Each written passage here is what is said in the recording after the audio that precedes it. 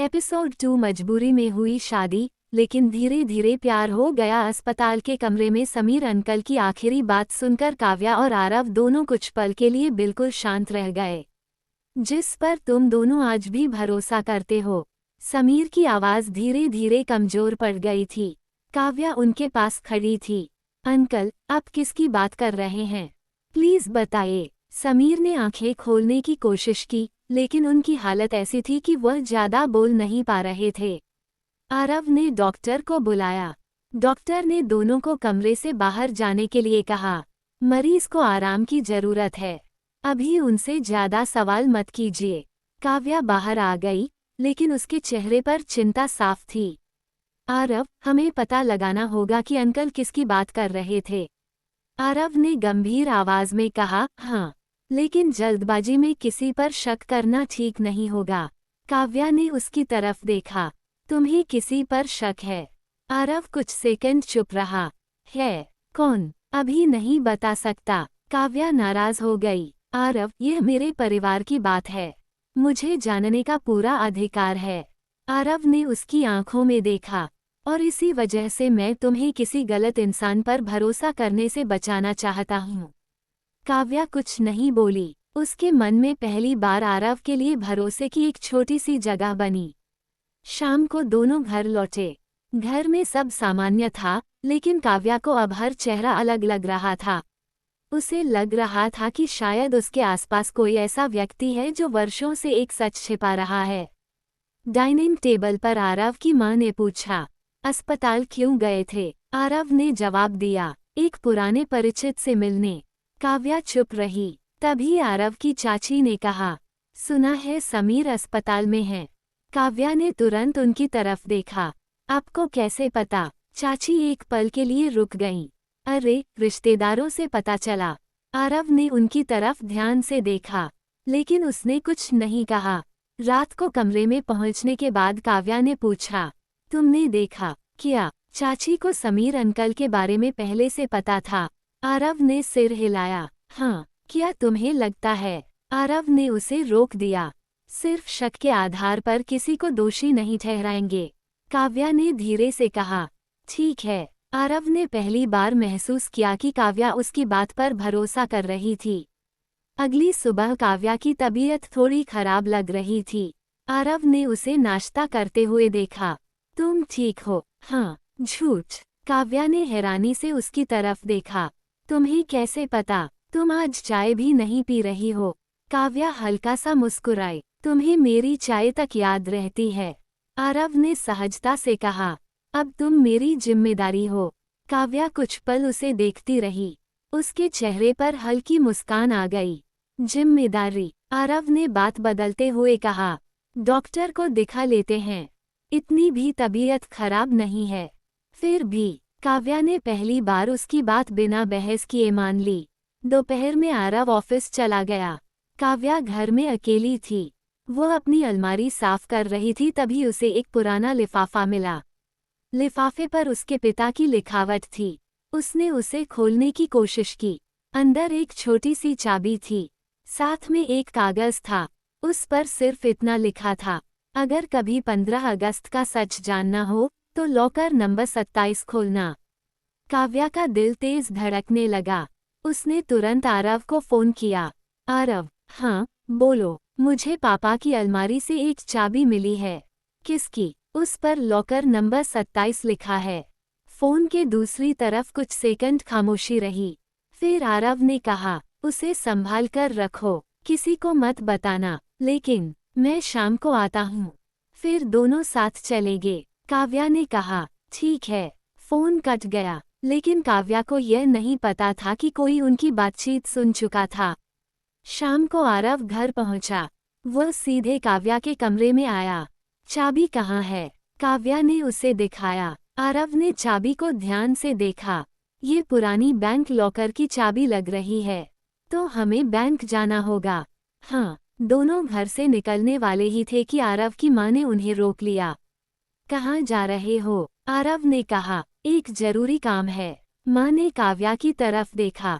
इतनी रात को? आरव ने मुस्कुराकर कहा। जल्दी वापस आ जाएंगे। वे बाहर निकल गए, लेकिन घर की खिड़की से कोई उन्हें जाते हुए देख रहा था। उस व्यक्ति ने तुरंत फोन निकाला। वे लॉकर तक पहुंचने वाले हैं। दूसरी तरफ से जवाब आया, उन्हें किसी भी कीमत पर लॉकर मत खोलने देना।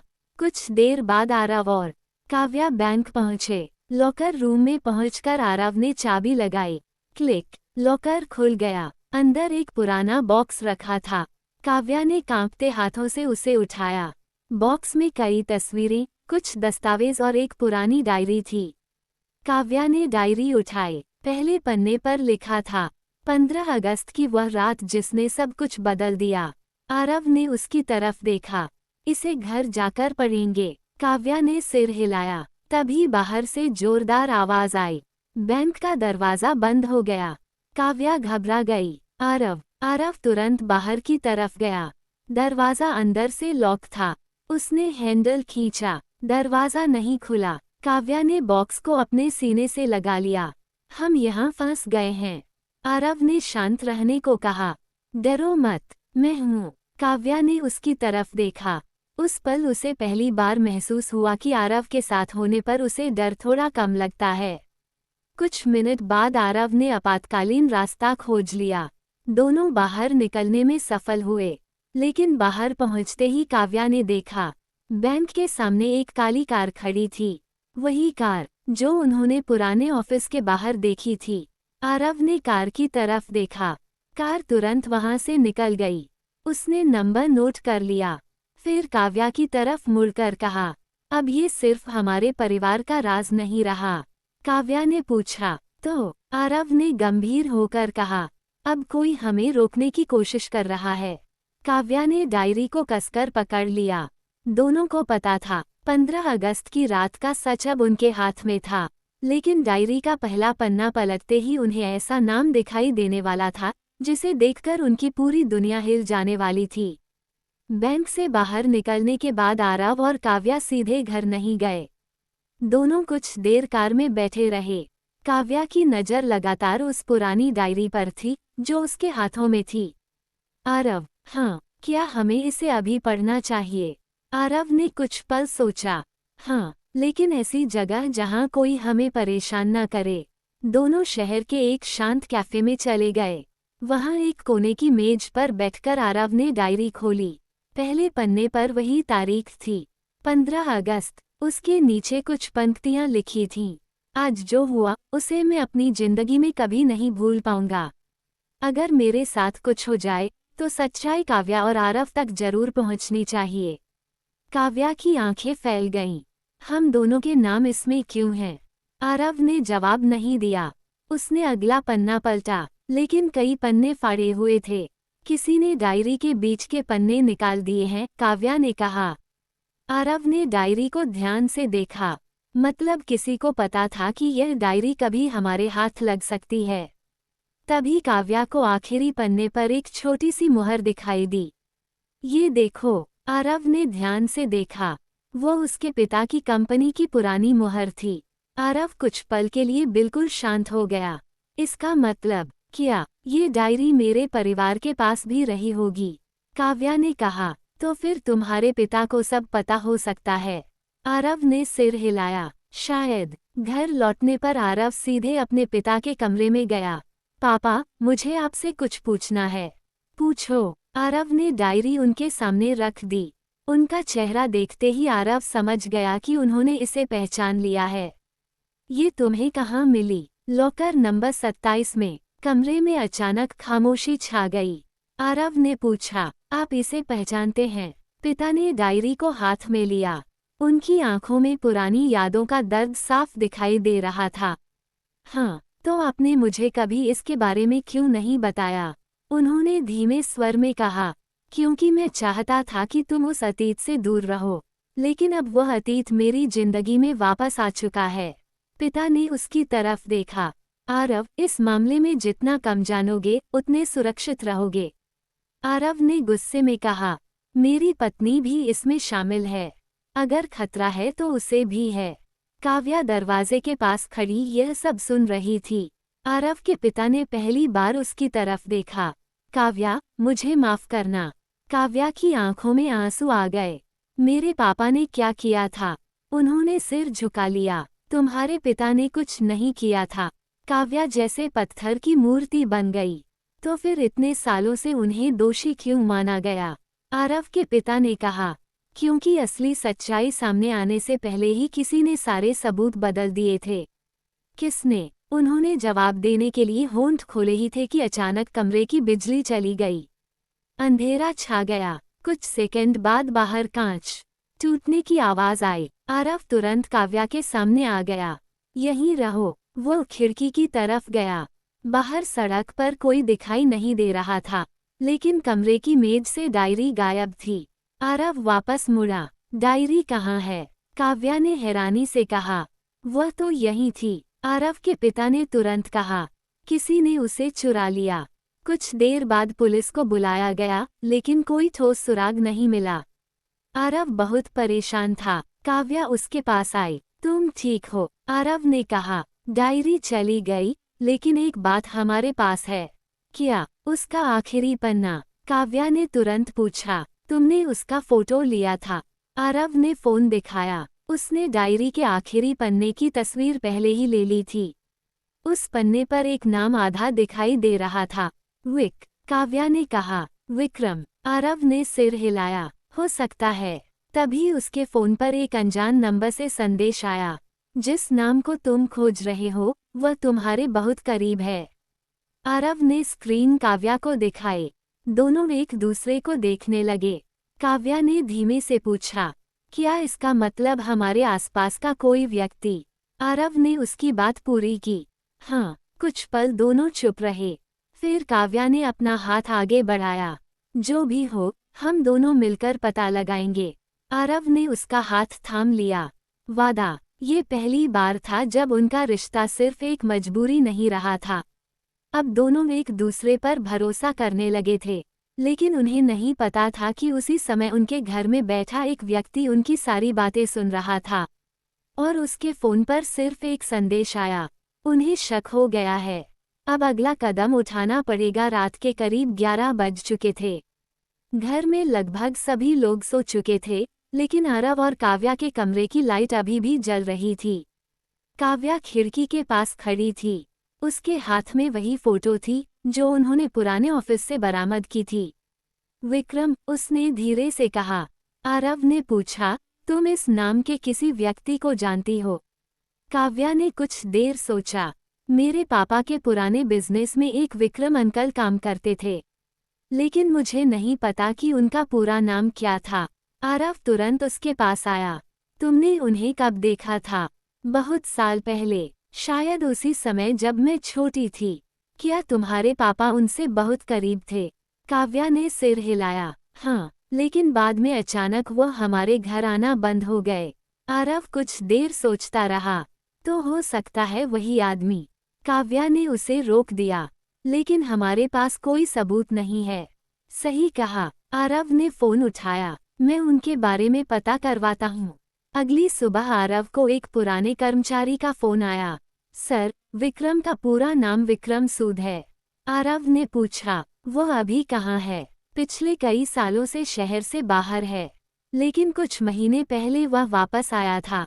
आरव ने तुरंत पूछा, कहाँ रहता है? कर्मचारी ने एक पता बताया। आरव ने फोन काट दिया।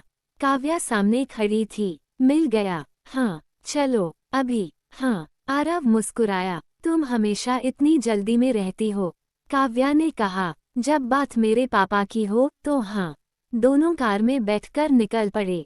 विक्रम का पता शहर के पुराने हिस्से में था। एक छोटा सा मकान सड़क के आखिरी छोर पर था। आरव ने दरवाजा खटखटाया। कोई जवाब नहीं आया। उसने दोबारा दस्तक दी। दरवाजा थोड़ा खुला हुआ था। काव्या ने धीरे से कहा, शायद घर खुला है। आरव अंदर गया। घर खाली था। मेज पर कई पुराने कागज पड़े थे। काव्या ने उनमें से एक कागज उठाया। उस पर उसके पिता के हस्ताक्षर थे। आरव ने कागज लिया। ये तो हमारे परिवार के पुराने बिजनेस का दस्तावेज है। तभी पीछे से आवाज आई, तुम दोनों को यहाँ नहीं आना चाहिए था। दोनों पलटे। दरवाजे पर एक अधेड़ उम्र का आदमी खड़ा था। काव्या उसे देखते ही पहचान गई। विक्रम अंकल, विक्रम ने कुछ नहीं कहा। आरव ने पूछा, 15 अगस्त की रात क्या हुआ था? विक्रम का चेहरा बदल गया। तुम्हें ये नाम किसने बताया? डायरी ने। विक्रम कुछ पल चुप रहा। फिर उसने कहा, वह डायरी तुम्हारे पास नहीं होनी चाहिए थी। काव्या ने पूछा, क्यों? विक्रम ने उनकी तरफ देखा। क्योंकि उसमें सिर्फ तुम्हारे परिवार का राज नहीं है। आरव ने पूछा, तो किसका राज है? विक्रम ने दरवाजा बंद कर दिया। तुम दोनों बैठो। विक्रम ने एक पुरानी फाइल निकाली। 10 साल पहले तुम्हारे पिता और आरव के पिता एक बड़े प्रोजेक्ट पर काम कर रहे थे। उसी प्रोजेक्ट में एक बहुत बड़ी रकम लगी थी। आरव ने पूछा, और फिर? उस रात कंपनी के सारे महत्वपूर्ण दस्तावेज गायब हो गए। काव्या ने कहा, और शक मेरे पापा पर गया। हाँ, लेकिन उन्होंने ऐसा नहीं किया था।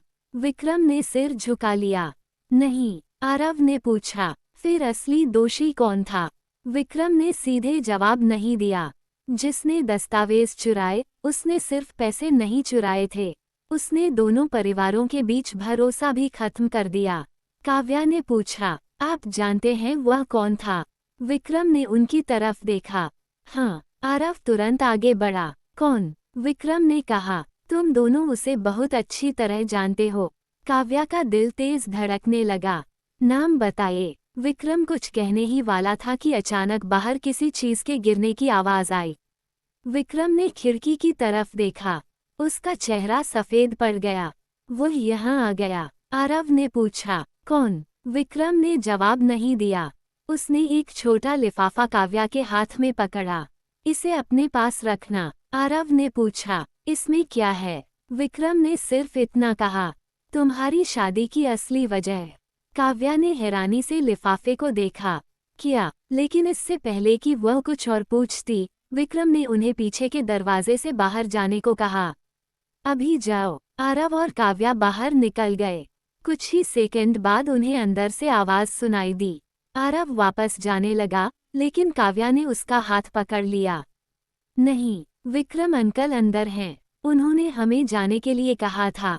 दोनों बाहर खड़े रहे। कुछ मिनट बाद घर की खिड़की से धुआं उठने लगा।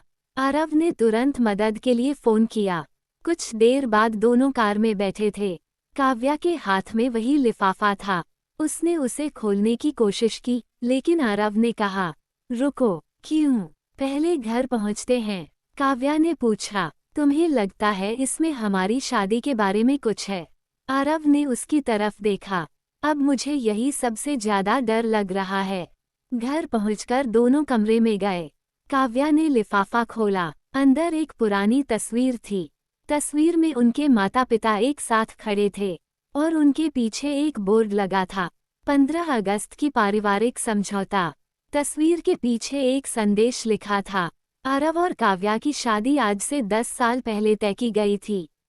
काव्या के हाथ से तस्वीर लगभग गिर गई। 10 साल पहले। आरव भी स्तब्ध था। इसका मतलब? काव्या ने उसकी तरफ देखा। हमारी शादी अचानक नहीं हुई थी। दोनों की आंखों में एक ही सवाल था, अगर उनकी शादी 10 साल पहले ही तय हो चुकी थी, तो क्यों? और सबसे बड़ा सवाल, किसने ये रिश्ता इतने सालों तक छिपा कर रखा? उसी समय दरवाजे के बाहर किसी के कदमों की आवाज आई। आरव ने तुरंत दरवाजा खोला। बाहर कोई नहीं था, लेकिन फर्श पर एक छोटा सा कागज पड़ा था।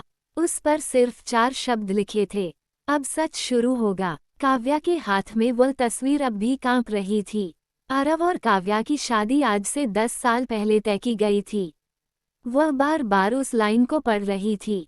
आरव, अगर हमारी शादी 10 साल पहले ही तय हो गई थी, तो फिर हमें कुछ बताया क्यों नहीं गया? आरव के पास भी इस सवाल का कोई जवाब नहीं था। मुझे नहीं पता। काव्या ने तस्वीर पलटकर फिर देखी। हम तब बच्चे थे। आरव ने धीरे से कहा, हाँ। तो हमारे माता पिता ने ऐसा फैसला क्यों लिया? आरव ने तस्वीर अपने हाथ में ले ली। हमें इसका जवाब ढूंढना होगा। तभी काव्या ने फर्श पर पड़े उस कागज को उठाया। उस पर लिखा था, अब सच शुरू होगा। काव्या ने घबराकर कहा, क्या कोई हमें देख रहा है? आरव ने कमरे की तरफ देखा। शायद। तो हम क्या करें? सबसे पहले ये पता करेंगे कि यह तस्वीर किसने खींची थी। अगली सुबह आरव ने अपने पिता से दोबारा बात करने का फैसला किया। वो उनके कमरे में गया और तस्वीर उनके सामने रख दी। तस्वीर देखते ही उनके चेहरे का रंग बदल गया। ये तुम्हें कहाँ मिली? आरव ने कहा। मुझे सवाल का जवाब चाहिए। उनके पिता चुप रहे। 10 साल पहले मेरी और काव्या की शादी तय क्यों की गई थी? कुछ देर बाद उन्होंने कुर्सी पर बैठते हुए कहा, क्योंकि उस समय हम दोनों परिवारों के बीच एक समझौता हुआ था। कैसा समझौता? तुम्हारे और काव्या के भविष्य को लेकर। आरव ने गुस्से में कहा, हमारे भविष्य का फैसला हमारी जिंदगी शुरू होने से पहले ही कर दिया गया था। बात इतनी सरल नहीं थी। तो पूरी बात बताइए। पिता ने लंबी सांस ली। 10 साल पहले हमारे परिवार पर बहुत बड़ा संकट आया था। उस समय तुम्हारे पिता और काव्या के पिता ने एक दूसरे की मदद की थी। आरव ने पूछा, फिर 15 अगस्त की रात क्या हुआ? पिता की आंखों में चिंता दिखाई दी। उस रात एक ऐसी घटना हुई जिसने दोनों परिवारों के रिश्ते बदल दिए। क्या? उन्होंने जवाब देने से पहले दरवाजे की तरफ देखा। अभी नहीं, आरव ने नाराज होकर पूछा। क्यों? क्योंकि जो सच तुम खोज रहे हो वह तुम्हें उस इंसान के सामने खड़ा कर देगा जिस पर तुम आज भी भरोसा करते हो। आरव चुप हो गया। उधर काव्या अपनी माँ से बात कर रही थी। माँ, क्या मेरी और आरव की शादी 10 साल पहले तय हुई थी? माँ की आंखों में अचानक आंसू आ गए। काव्या समझ गई कि जवाब हाँ था। आपने मुझे कभी बताया क्यों नहीं? माँ ने कहा, क्योंकि उस समय तुम बहुत छोटी थीं। लेकिन अब तो मैं बड़ी हूँ। हम डरते थे। किससे? माँ ने कोई जवाब नहीं दिया। काव्या ने उनका हाथ पकड़ लिया। माँ, मुझे सच जानना है। माँ ने धीरे से कहा, तुम्हारे पापा ने हमेशा तुम्हें बचाने की कोशिश की। किससे? माँ ने उसकी तरफ देखा। उस इंसान से जिसने हमारे परिवार को बर्बाद किया। काव्या की सांस रुक सी गई।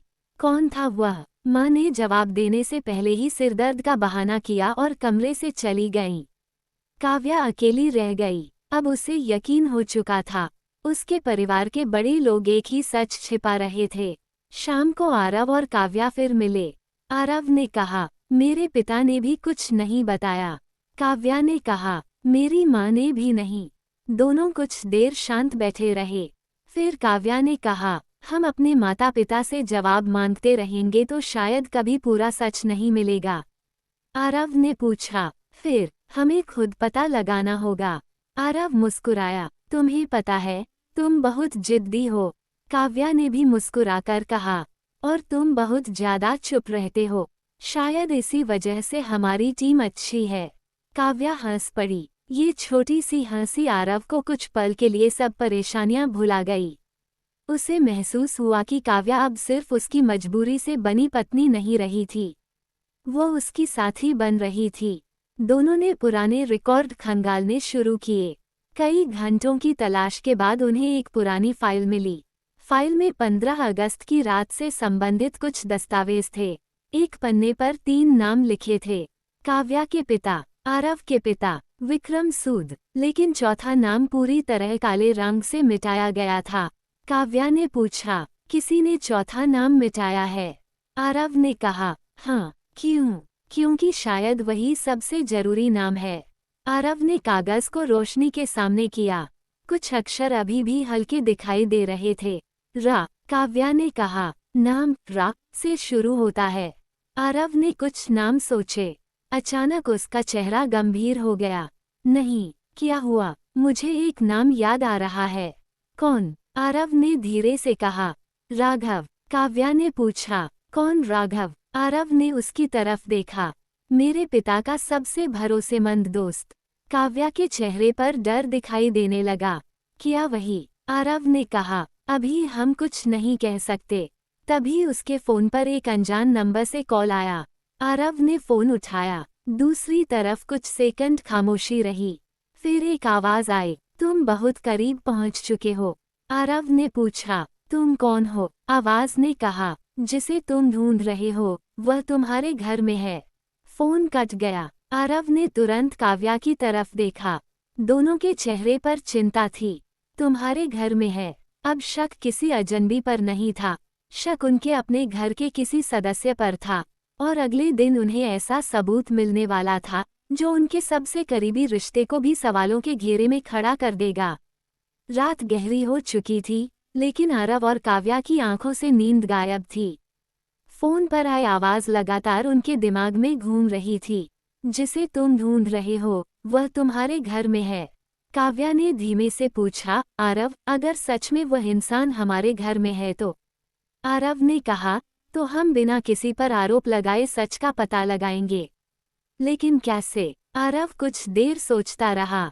घर में जितने लोगों को 10 साल पहले की घटना के बारे में जानकारी थी, उनकी सूची बनानी होगी। काव्या ने कागज उठाया। दोनों ने नाम लिखने शुरू किए। आरव के पिता, काव्या के पिता, विक्रम, राघव, और फिर आरव की चाची। काव्या ने अचानक कल की बात याद की। चाची को समीर अंकल के अस्पताल में होने की खबर हमसे पहले थी। आरव ने सिर उठाया। मैंने भी नोटिस किया था। क्या तुम्हें उन पर शक है? शक है, लेकिन सबूत नहीं। अगली सुबह घर का माहौल बिल्कुल सामान्य दिखाई दे रहा था। नाश्ते की मेज पर सभी लोग बैठे थे। आरव की चाची मुस्कुराते हुए काव्या से बोली, बहू, अब तो तुम्हें हमारे घर की आदत हो गई होगी। काव्या ने मुस्कुराकर कहा, हाँ। आरव चुपचाप अपनी चाची को देख रहा था। उन्होंने अचानक पूछा, वैसे कल रात तुम दोनों कहाँ गए थे? आरव ने तुरंत जवाब दिया, बस कुछ काम था। चाची ने हंसते हुए कहा, इतना गुप्त काम? काव्या ने उनकी आंखों में देखा। उसे लगा जैसे चाची कुछ ज्यादा जानती हैं, लेकिन वह चुप रही। दोपहर में आरव ऑफिस चला गया। काव्या घर में थी। वह अपने कमरे में कुछ कपड़े व्यवस्थित कर रही थी, तभी उसे बाहर से चाची की आवाज सुनाई दी। मुझे पता है तुम क्या ढूंढ रहे हो। काव्या वहीं रुक गई। चाची किसी फोन पर बात कर रही थीं, लेकिन अभी उनके पास पूरा सच नहीं है। कुछ सेकंड बाद उन्होंने कहा, नहीं, डायरी उनके हाथ नहीं लगी है। काव्या का दिल तेज धड़कने लगा। डायरी? तो क्या चाची को उस डायरी के बारे में पता था? काव्या दरवाजे के पीछे खड़ी होकर सुनने लगी। चाची ने कहा, अगर आरव को सब पता चल गया तो? आवाज अचानक बंद हो गई। काव्या ने देखा कि चाची कमरे से बाहर आ रही थीं। वह तुरंत अपने कमरे में लौट गई। कुछ देर बाद उसने आरव को फोन किया। तुम जल्दी घर आ सकते हो? क्या हुआ? मैंने चाची को किसी से फोन पर बात करते सुना। क्या कह रही थी? काव्या ने सारी बात बताई। आरव कुछ पल चुप रहा। किसी को मत बताना कि तुमने ये सुना है। मैं तुरंत आता हूँ। आरव घर पहुँचा। दोनों कमरे में बैठे। काव्या ने कहा, अब मुझे पूरा यकीन है कि चाची कुछ छिपा रही हैं। आरव ने कहा, हमें उनके कमरे में कुछ ऐसा ढूंढना होगा जिससे पता चले कि वो किससे बात कर रही थीं। लेकिन अगर उन्होंने हमें देख लिया तो? हम सावधानी से करेंगे। दोनों रात तक इंतजार करते रहे। करीब 12 बजे चाची अपने कमरे से बाहर निकली। आरव और काव्या चुपचाप उनके कमरे में पहुंचे। टेबल की दराज में कुछ पुराने कागज रखे थे। आरव ने एक फाइल निकाली। उसमें पुराने बिजनेस रिकॉर्ड थे। एक फोटो भी थी। काव्या ने फोटो उठाई। उसमें चाची, विक्रम और राघव साथ खड़े थे। काव्या ने कहा, तीनों एक दूसरे को जानते थे। आरव ने फोटो पलटी। पीछे तारीख लिखी थी, 15 अगस्त। आरव की आंखें फैल गईं। तभी बाहर से दरवाजा खुलने की आवाज आई। कोई आ रहा है। दोनों जल्दी से पर्दे के पीछे छिप गए। चाची कमरे में आईं। उन्होंने दराज खोली। फाइल गायब देखकर उनका चेहरा बदल गया। ये यहाँ थी। उन्होंने पूरे कमरे को देखना शुरू किया। आरव ने काव्या का हाथ पकड़कर उसे शांत रहने का इशारा किया। चाची कुछ देर बाद कमरे से चली गईं। दोनों बाहर निकले, लेकिन तभी आरव के फोन पर संदेश आया। तुम गलत इंसान पर शक कर रहे हो। काव्या ने पूछा, किसका मैसेज है? आरव ने स्क्रीन दिखाई। अनजान नंबर। तभी दूसरा संदेश आया, अगर असली सच जानना है तो अपने पिता की पुरानी स्टडी में जाओ। वहां तुम्हें वह मिलेगा जिसे 10 साल से छिपाया गया है। रात में आरव और काव्या अपने पिता की पुरानी स्टडी में पहुंचे। कमरा कई सालों से बंद था। आरव ने दरवाजा खोला। अंदर धूल जमी हुई थी। दीवार पर पुराने फोटो लगे थे। काव्या एक तस्वीर के सामने रुक गई। तस्वीर में दोनों परिवार साथ थे, लेकिन इस बार पीछे एक छोटी लड़की भी दिखाई दे रही थी। काव्या ने उसे देखकर कहा, ये लड़की कौन है? आरव ने तस्वीर हाथ में ली। मुझे नहीं पता। तभी काव्या की नज़र तस्वीर के पीछे लिखी तारीख पर पड़ी। 15 अगस्त, 10 साल पहले। आरव ने तस्वीर को पलटा। पीछे सिर्फ एक लाइन थी, जब ये लड़की वापस आएगी तभी सच सामने आएगा। दोनों एक दूसरे को देखते रह गए। उसी समय कमरे के बाहर किसी के कदमों की आवाज़ सुनाई दी। दरवाज़ा धीरे धीरे बंद होने लगा। आरव दौड़कर दरवाजे तक पहुंचा, लेकिन बाहर कोई नहीं था। फर्श पर एक नया लिफाफा पड़ा था। उस पर लिखा था, काव्या के लिए। काव्या ने लिफाफा हाथ में लिया। उसने जैसे ही उसे खोला, अंदर से एक पुरानी तस्वीर बाहर निकली। तस्वीर देखते ही उसके चेहरे का रंग उड़ गया। आरव, क्या हुआ? काव्या ने कांपती आवाज में कहा। ये मैं हूँ। आरव ने तस्वीर देखी। वो सच में काव्या की बचपन की तस्वीर थी, लेकिन उसके साथ खड़ी लड़की को देखकर दोनों स्तब्ध रह गए। वो वही लड़की थी जो अभी अभी पुरानी तस्वीर में दिखाई दी थी, और तस्वीर के पीछे सिर्फ एक वाक्य लिखा था, तुम दोनों की कहानी शादी से नहीं, 10 साल पहले शुरू हुई थी।